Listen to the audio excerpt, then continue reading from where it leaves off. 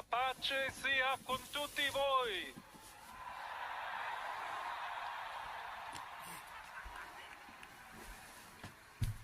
Fratelli, sorelle carissimi, questo è il primo saluto del Cristo risorto, il buon pastore che ha dato la vita per il gregge di Dio.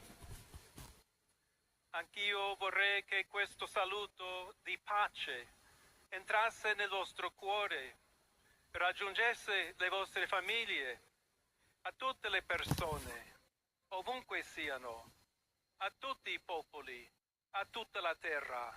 La pace sia con voi.